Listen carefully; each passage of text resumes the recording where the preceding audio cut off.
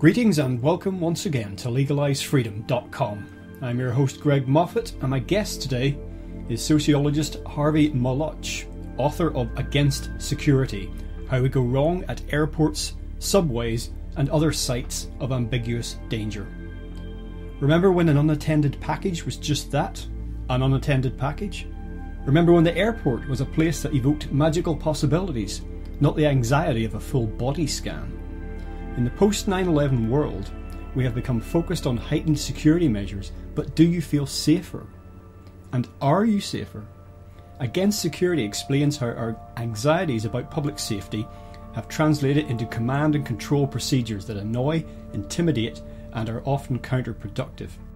Taking readers through varied ambiguously dangerous sites, Molotch argues that we can use our existing social relationships to make life safer and more humane.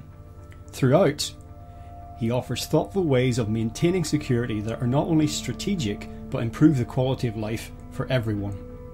Against Security argues that with changed policies and attitudes, redesigned equipment, and an increased reliance on our human capacity to help one another, we can be safer and maintain the pleasure and dignity of our daily lives.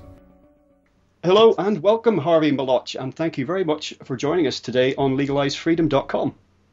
Great to be with you. Now, Harvey, today we're going to discuss your book, Against Security: How We Go Wrong at Airports, Subways and Other Sites of Ambiguous Danger. Perhaps you could just get us started by giving us just an overview of the book itself.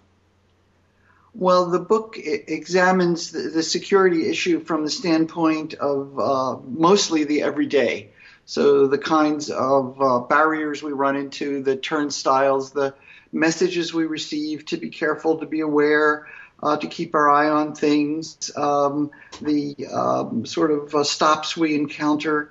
And the larger issue is how it is that anxiety, which is always in the air because of the fact that we're all going to die for one thing, but there are events that are terror, like 9/11 being the most extreme for Americans, that intrude on our consciousness. And the question is, what do we do about it? And there's a kind of implementation which can go in all kinds of ways, and it does in different countries at different times. And those ways don't make sense. And sometimes the precautions taken against danger, against terror, for example, or catastrophe, make us less safe rather than more safe. And this book is a kind of brass tacks, down to earth, how it happens and how it goes wrong, and what we could do to make it better and make it less go wrong. Now, of course, in the modern era, throughout the 20th century, there was always security checkpoints, and in public places there would be security guards, various measures taken to prevent mishaps and accidents. Most of them quite sensible, really, or coming from a place that was quite logical. But then something changed at some point, and for me personally, and I think for a lot of other people, you mentioned 9/11, I don't remember really thinking about security prior to 9/11. Now, I grew up in Northern Ireland, which was a really quite violent place throughout the 70s and most of the 80s. The security there was very obvious and for very obvious reasons, but the security that I experienced growing up actually feels, thinking back, less obtrusive than what we have now, which sounds bizarre. And so for me, 9/11, from that point on, something really changed. That's very instructive to me, because I know, of course, about the Irish situation, the rebellion, the deaths, the opposition, the English response. But the idea that you would find today's security apparatus more intrusive is interesting to me, and quite dramatic, actually, given that it again shows that the different ways that different cultures at different times respond to threat. Now, 9/11, of course, was a huge event, if not necessarily in numbers of lives lost, which, of course, 3,000 or something is tragic. But in the global scale of loss of life, it wasn't huge. But it was huge in the popular consciousness and in the media Of course, and because it happened to the US and the type of people that it happened to, all those sorts of reasons. So, what is it about 9/11 really that was it just the things that I've just mentioned that made it sort of unique of its kind and the response to it so well, for want of a better word, draconian? I think that 9/11 did have some theatrical aspects. And so much of the security apparatus is about theater, so it's plausible to start with the setting of the theater. 9/11 was made for TV movie. First of all, the nightmare of an airplane crash. We've long known this. People are much more afraid of airplanes than they are of bathtubs, and bathtubs are much more dangerous than airplanes. So nightmares happen with airplanes, and then skyscrapers. And a conflagration at the top of a skyscraper is, again, everybody's nightmare. Now, you add in the fact that this is the United States of America, world's most powerful, yada, yada country on earth, and don't tread on me, and nobody mucks with us. And the fact that the U.S. has been, ever since the Civil War, secure against any kind of military assault, makes this a very dramatic event as well. And yes, the whole world responds to the U.S. nightmares, in part because the U.S. puts its nightmares out on mass media and creates the world's, or at least a genre of the world's nightmares in the first place. And the U.S. also, in very concrete ways, influences the security apparatuses that are in place in the world.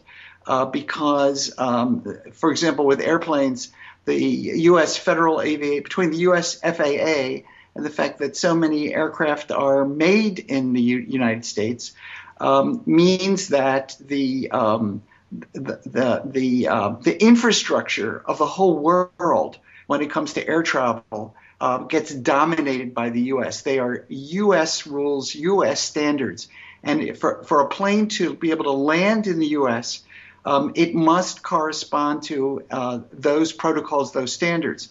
And so, therefore, all the airlines of the world and the other plane manufacturers in the world, of which there are very few, conform to the U.S. standard. A lot of this overall, not just airport security, but you've various chapters in your book break down different security arenas, and a lot of it comes from the need to do something or to be seen to be doing something in the face of particular threats. And of course, after 9/11, it was obvious that something had to be done. I remember on the day it happened in the afternoon talking to some people and saying what the US needs to do now is nothing. They just need to wait and see, just wait. You know, if someone runs up to you in the street and punches you in the face, you know, you might want to retaliate immediately. But if it happened to me, I'd say, hang on a minute, why did that person punch me in the face? And you point out not only this a lot of security stemming from this need to do something, but it's also behind that is the fact that a lot of security apparatus and governments and what have you, they don't actually know what to do.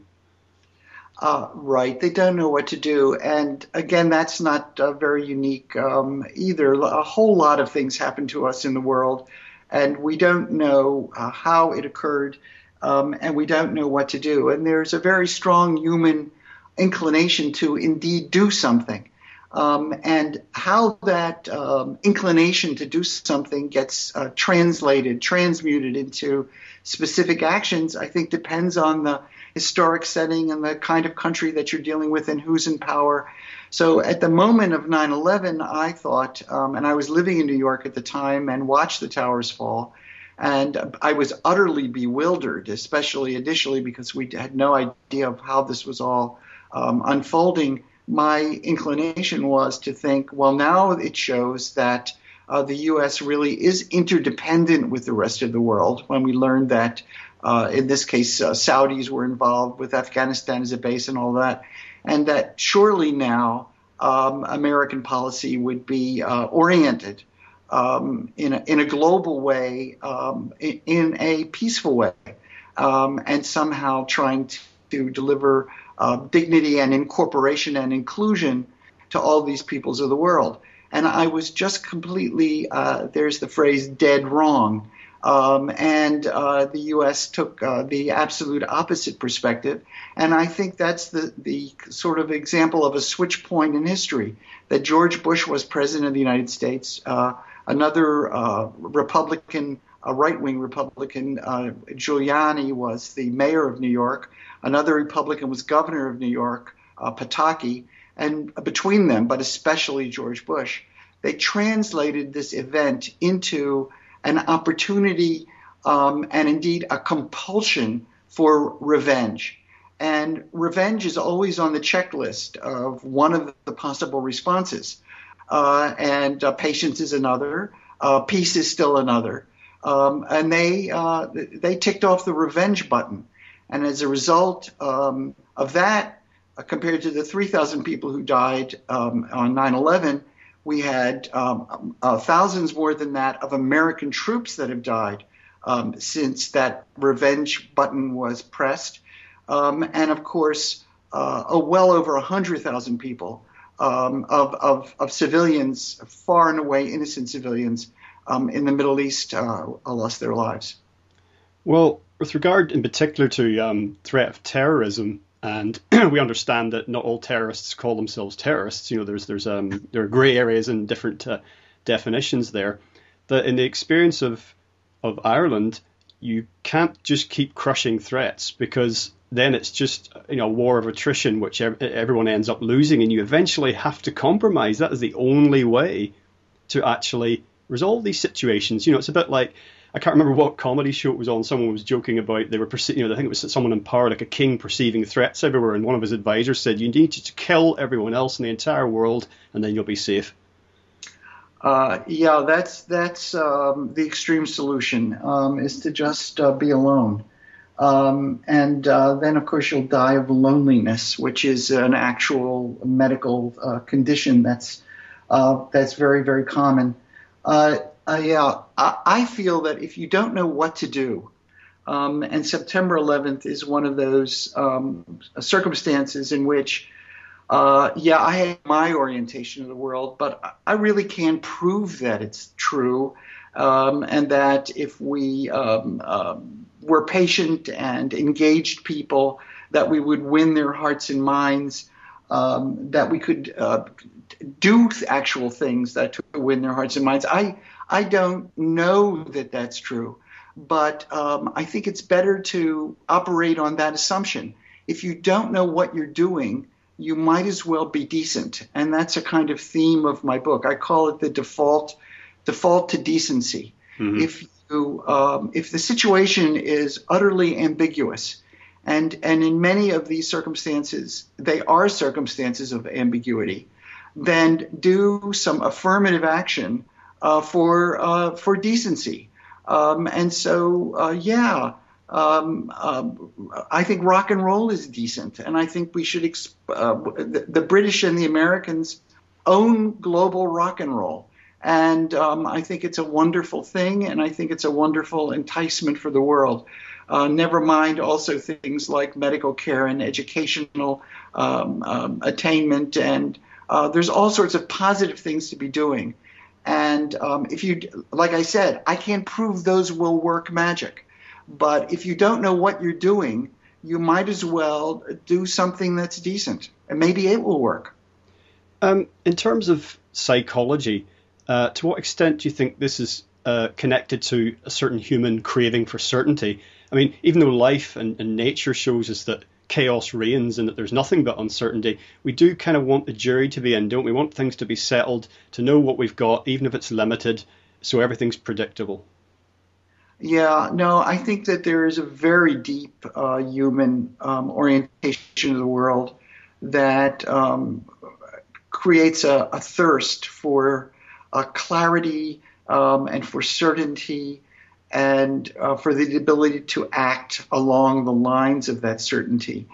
And without focusing on a kind of existential crisis, it's indeed something that haunts all our lives, that the whole thing actually is chaos and craziness. and that there is no certainty to anything, not even the reality outside of our own bodies is necessarily certain at all. There's all sorts of terrible threats of absurdity that surround us. And so we really do yearn for some kinds of solidity through which we can make our lives. And so we're really sitting ducks for something like an attack on 9/11 or the claim that there are witches who are brewing all sorts of horrible things that are going to come our way. And explaining, which lots of people have done on the world, when calamities do occur, for example, diseases, that they're due to some horrible human beings who are stirring up the pot, stirring up the brew of evil. And peoples, not just contemporary Americans, but we're peoples in the history of the world are susceptible to that kind of way of getting out of their ambiguity, and especially ambiguous danger, which again is a term I use a lot in the book. It's all about the ambiguous danger and the effort to deal with it.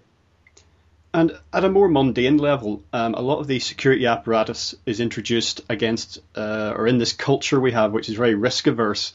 This is the culture where anonymous woman sues McDonald's because she buys a cup of coffee, gets into her car, the driving seat, has the coffee in her lap, it falls over, she gets burned, so she sues McDonald's. Or where you routinely now see bags of nuts with caution may contain nuts on them. Right. Well, that's also the litigation systems, at least in the U.S., work their wonders in very specific ways that create these circumstances. In the book, what I try to point out is the way in which some of these are fairly nutty. There's the word nutty again, used in the negative sense. So maybe that's the sense I do mean it in. So if we go back to the airports again, the risk aversion, which causes these searches for all of us before we get on a plane. Even recently, I was on a plane that only held 10 people, and they took us through the whole business, of course, as though there were 400 people getting on the plane. One of the things that people, I don't know if they notice or not, but that often the number of people waiting to go through airport security, all gathered up in a crowd, is larger than the number of people who will ever be on an airplane. So the phrase security theater has been used because none of those people have been checked at all. And the security apparatus has actually gathered up the target itself. The first gathering up happens at check-in, which are often, we've all been on those scenes. There are more people trying to check in. They have not been checked at all as they try to check in. And there they are, this large crowd. Then the next big crowd is at the security gate itself, and no one has been checked. And the only thing that makes that plausible is this narrative that, again, a theatrical scenario that terrorists only blow up planes. They don't do other things that would impose terror. And we know in places where there really is terror, or there has been, for example, Israel or Algeria, terrorists do not specialize narrowly. They figure out all kinds of settings in which they can do mayhem.